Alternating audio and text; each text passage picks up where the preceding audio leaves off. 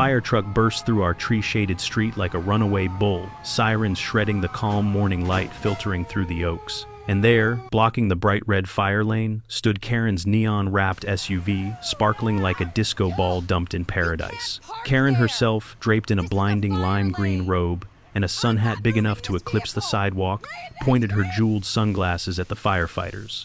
"Touch my car and I'll sue the whole county," she screamed. The first axe swing shattered the windshield glass, glittering across the grass like confetti. But as the hose punched through her leather seats, I realized something far worse was coming, and it wasn't the fire. If you've never met Karen, imagine a peacock, a traffic cone, and a motivational speaker all fused into one person and then handed a clipboard.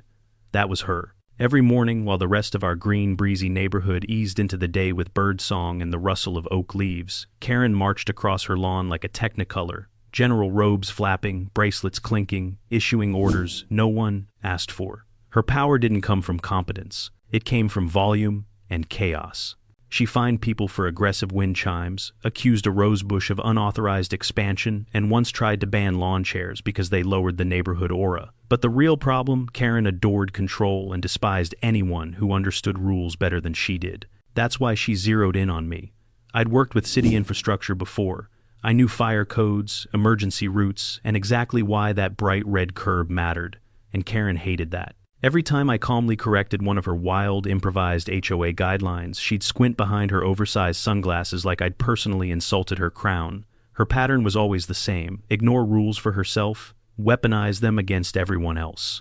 And if you challenged her, she'd turn the entire HOA into a spotlight aimed directly at your front door. I just never expected her obsession to lead to something this dangerous.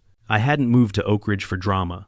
I moved for the quiet. For the towering oak trees that lined the sidewalks like natural archways, for the cool morning breeze that drifted through my kitchen window, and for the kind of neighborhood where you could hear sprinklers hissing before sunrise. After years working in city infrastructure, traffic, flow fire, routes, emergency access, I craved a place where rules made sense and life felt predictable.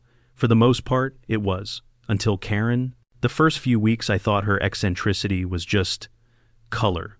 A neon streak across an otherwise peaceful green canvas. She'd parade down the street in robes that looked stolen from a parade float, waving her glitter-covered HOA folder like a royal decree. Neighbors would smile, politely, step aside, and pretend her announcements about community aura maintenance were perfectly normal. But little cracks started to form. A neighbor got a warning for having too many butterflies in their garden. Another was written up because their mailbox vibrated at an unharmonious frequency. I tried to stay out of it until I realized Karen's chaos wasn't random. It was strategic. She created pressure, confusion, and fear so that people wouldn't question her. Then one day, she slapped a violation notice on my door. For what? A hedge that leaned assertively. That was the moment I sensed the shift. Karen didn't dislike me because of my yard. She disliked that I understood the actual rules codes she couldn't twist into neon confetti nonsense. And the more she realized I wasn't intimidated, the more she escalated. She'd slow walk past my house every morning, scribbling dramatically in her clipboard. She pointed out imaginary issues with my gutters, my lawn edge, even the shadow of my maple tree. Meanwhile, she threw unpermitted events that blocked sidewalks, strung illegal lights on city trees, and rerouted traffic cones like she was choreographing chaos. Still, I let it go because the neighborhood with its leafy calm and friendly families was worth it. But the morning of the fire, something felt different. Too quiet, too still, like the entire street was holding its breath. Then I saw her Karen pacing in a neon orange robe, barking into a walkie-talkie and eyeing the fire lane like it was her personal runway. I didn't know it yet, but everything was about to ignite. The first warning sign came before the party, tucked under my welcome mat like a dead leaf. A citation, handwritten in glitter pen, claiming my hedge energy, disrupted the neighborhood's visual harmony. I looked out across the street at Karen radiant in a neon yellow kimono that shimmered against the deep green of the oak trees. She stood with one hand on her hip and the other gripping her clipboard like it was a weapon. She spotted me reading the notice and waved. Not a friendly wave, more like a queen acknowledging a peasant. That same week, 3 neighbors received similar nonsense violations: overly enthusiastic tulips, wind chimes projecting chaotic frequencies, fence aura needs recalibration. People laughed nervously but paid the fines because challenging Karen meant a storm of attention no one wanted. But I noticed something else. Every morning, Karen would stroll past my yard in her blinding outfits, hot pinks, sparkling blues, scribbling furiously while staring at my house like she was mapping a crime scene. The neighborhood looked calm and green sunlight drifting through the leaves. Yet somehow, every breeze felt like it carried her perfume-scented intimidation. And for the first time, I realized she was testing me. The day of the party started with the same uneasy quiet. I stepped outside the air crisp under the shade of the oak canopy and immediately saw her Karen in a lime green sequined robe, pacing like a general preparing for battle. A bright orange walkie-talkie dangled from her neck, matching nothing, yet somehow clashing with everything. Then a valet service rolled in. Not approved, not permitted, not remotely legal. They began directing cars like it was a luxury hotel entrance. Except their entrance was the freshly painted fire lane, the same route I helped design years ago, the only unobstructed channel for emergency vehicles. Karen clapped her hands dramatically, her bracelets jingling. "Park the VIPs right here, sweeties. The red curb is just city decor." I walked over trying to stay calm. "Karen, that lane can't be blocked. It's emergency access." She tilted her giant iridescent sunglasses down just enough to glare at me. "Babe," she said, "I'm hosting, and hosting outranks whatever it is you do." By noon, her neon-wrapped SUV was backed right up to the hydrant with a glitter sign that read, "Reserved for the Queen." That was when I knew this was spiraling. The party took over the neighborhood like a technicolor storm, loud music echoing between the oak trunks, bubble machines spilling glittery foam into the street, inflatable structures towering over fences like carnival giants. The air smelled of grilled meat, sunscreen, and too many fruit cocktails. But beneath it all, smoke. I caught it on the breeze while trimming a branch near my fence, a faint acrid scent out of place in such green, fresh air. I circled my house and spotted it instantly, a thin pillar rising behind my neighbor's grill setup, flames licking upward with a hungry orange glow. This wasn't a flare-up, it was pressurized. Bad. I sprinted inside, called 911, then rushed to the party. But the DJ's speakers drowned me out, bass thumping so hard leaves shook on the trees. I shouted to Karen, pointing toward the smoke. She took a slow sip of her rosé. "Oh, sweetie, relax," she said. "Probably just a citronella candle having a moment. It's gas-fed. Move your SUV. Now." She adjusted her neon-feathered robe. "The valet has the key. Also, this is a no-fun zone emergency, not a real one." The fire grew fast, crackling louder, reflecting off her shimmering outfit, while the crowd kept dancing. And then, faint at first, sirens. The Firetruck emerged from the tree-shaded bend like a charging beast, red lights flashing across oak leaves and children's faces. It thundered toward the lane until it skidded to a halt behind Karen's SUV blockade. Firefighters jumped off, pointing at the bright red curb, the hydrant, the signs. Karen strutted forward like she was accepting an award. "Boys go around," she sang. "We're having a charity event. This is a fire lane," one firefighter barked. "Move the vehicle or we breach it." She scoffed. "Try it. I know the mayor.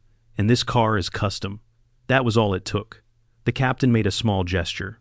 A firefighter swung his axe. The windshield shattered in a sparkling burst, scattering shards across the sunlit grass like diamonds. Children screamed.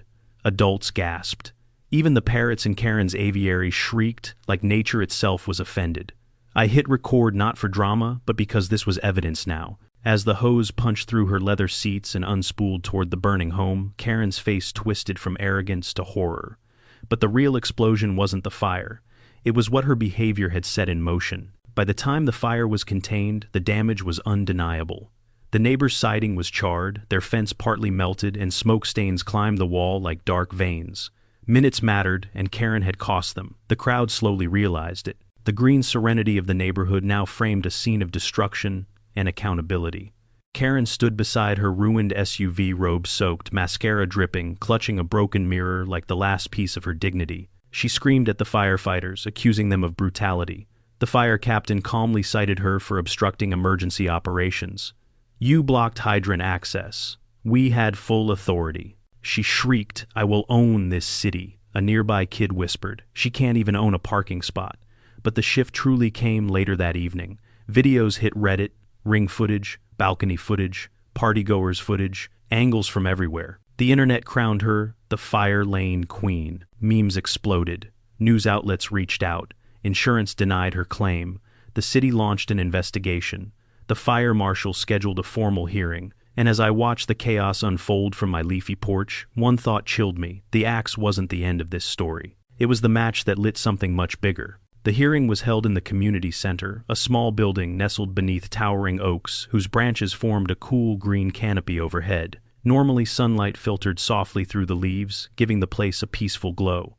Today, the room buzzed with tension. Karen entered like she was stepping onto a runway, wrapped in a blinding fuchsia robe, with feathered cuffs, oversized sunglasses, and earrings big enough to double as wind chimes. The contrast against the quiet, leafy backdrop made her look even more unreal, like chaos wrapped in sequins. The fire marshal sat at the front beside the HOA board, and a city representative. Neighbors filled every chair, whispering behind palms. Some stood along the walls. Many clutched printed screenshots from the viral videos. Karen slammed a glittery binder on the table. "I demand this hearing be thrown out," she announced. "The fire department attacked my property without warning." The fire marshal didn't flinch. "We followed protocol. Your vehicle blocked emergency access to an active fire." Karen smirked. "Let's see you prove it." The room went still, birdsong drifting faintly from outside through the open windows. Then the marshal tapped a laptop. "Let's begin." The screen lit up with the first video, clear, close, undeniable. Karen's neon SUV sat sideways across the bright red fire lane, glinting obnoxiously in the sun. The hydrant was visible behind it, and her voice, shrill, unmistakable, echoed across the speakers. "Touch my car and I'll sue everyone." A ripple went through the room. Next clip, the fire truck rounding the bend under the oak canopy, slamming to a halt. Firefighters shouting, axe swinging, glass exploding into the grass like scattered ice. Gasps filled the room. Then, a balcony angle video, Karen lounging poolside, music blasting, ignoring the rising smoke. Narrator me appeared briefly, trying to warn her. Karen shouted on screen, "That's not a real emergency. My valet has the key." The fire marshal paused the video. "This is obstruction by legal definition." Karen's voice cracked. "This is out of context." The marshal clicked again. Now came the ring footage from my porch. The burning house. The fire spreading. The fire crew dragging the hose through her SUV because there was no accessible path. Then the insurance denial letter appeared on screen, followed by the code violation list, followed by the subpoena. Each item hit harder than the last. By the time the evidence finished, Karen's face had lost its color beneath the neon makeup. Her glittery binder sat limp on the table. The room had seen enough, and everyone knew it. The HOA president pro tem cleared his throat. "Before we deliberate, residents may speak." A retired teacher stood first. "I was fined because my birdbath was too reflective." Laughter rippled, then died quickly as she added, "But when my roof nearly caught fire last year, Karen told me to manage my vibes." Next, a father stepped up. "She wrote me up for my kids, drawing chalk on the sidewalk." Chalk. And yet she blocked a fire lane. Voices rose, stories layered over stories, threats, random citations, her neon-robed patrols at dawn. Finally, old Mr. Reynolds stood, a man who rarely spoke. "We've lived afraid," he said quietly. "Afraid of the person who was supposed to protect this neighborhood." Silence settled like morning dew beneath the oak branches outside. The board withdrew briefly, then returned just minutes later, all in favor of removing Karen Caldwell from her position as HOA president. Hands shot up, dozens, nearly unanimous. All opposed. One hand, Karen's, lifted shakily. "It's rigged," she yelled. Her neon robe swished violently as she stood. "You'll regret this. I am the backbone of Oak Ridge, Mr. Reynolds replied softly. "A backbone shouldn't choke the body." The room erupted, not in cheers, but in the relieved exhale of a neighborhood finally freed.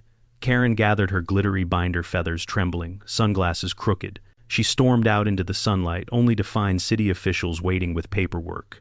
A fine, a deadline, a mandatory safety course, and a date for her obstruction hearing downtown.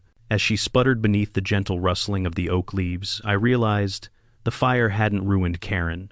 Karen had simply run out of places to hide. The days following the hearing felt like the neighborhood was finally taking a deep breath after years of holding it in. The sunlight filtering through the oak trees seemed softer, calmer, no longer reflecting off glitter-covered citation slips or neon robes parading through the cul-de-sac. For the first time since I moved to Oak Ridge, the mornings actually sounded like mornings bird sprinklers wind through branches. Not Karen barking into a walkie-talkie at 6 a.m. People who once avoided eye contact now waved from their driveways. A couple down the street brought over a basket of muffins as a thank you for calling 911. Someone else left a handwritten note on my porch, thanks for standing up when none of us could. It was strange being seen. I'd moved here for quiet, hoping to blend into the background. But somehow in the middle of a neon-soaked circus of Karen's making, I'd ended up helping break the spell. Neighborhood conversations changed too. Instead of whispering about fines or worrying about HOA retaliation, people talked openly about gardens, shared tools, kids' bike routes, movie nights. Even the air felt lighter, as if the entire block had been scrubbed clean of tension. One afternoon while trimming my hedges, I heard the laughter of kids echoing from the park. No blaring DJ, no valet cones, just the natural soundtrack Oak Ridge was meant to have. For the first time in years, the neighborhood felt like it belonged to the people who lived in it, not the one who ruled over it. Karen didn't disappear quietly, not at first. The morning after her removal, she attempted a comeback post in the HOA Facebook group, titled, "The Truth They Don't Want You to Hear." It was 14 paragraphs long, written entirely in capital letters, and accidentally tagged the local fire department's official page. The comments section did not go the way she hoped, but digital theatrics were the least of her issues. The city's follow-up inspection hit hard. They documented every violation. The unpermitted deck extension, she claimed, was a Zen platform. The illegal cameras zip-tied to public trees. A fire extinguisher older than some of the neighborhood children. Backyard electrical wiring that looked like a disco ball powered by hope. Daily fines began stacking like bricks in a wall she couldn't climb. Then came the insurance judgment, final and brutal. Claim denied. Her SUV totaled. Her liability for the party, not covered. Her negligence officially recorded. And, as if that wasn't enough, a civil claim from the homeowners, whose house had burned partially, was filed backed by video evidence. Finally, the obstruction of emergency services hearing was scheduled downtown. Mandatory court appearance. Possible community service. Mandatory fire safety course. For years, Karen had used rules as weapons. Now the rules were coming back not as glittery citations on neighbors' doors, but as legal documents delivered to hers. And she had no one left to intimidate. The turning point, the one that shifted her from local tyrant to legend, happened quietly. A moving truck pulled into Karen's driveway one sunny morning. The oak leaves cast shifting shadows across the pavement as neighbors stepped outside, pretending to water plants or check mail while sneaking glances. Karen stood there in oversized sunglasses and a muted gray hoodie, her first outfit under 300 lumens since I'd known her. She didn't yell. She didn't threaten.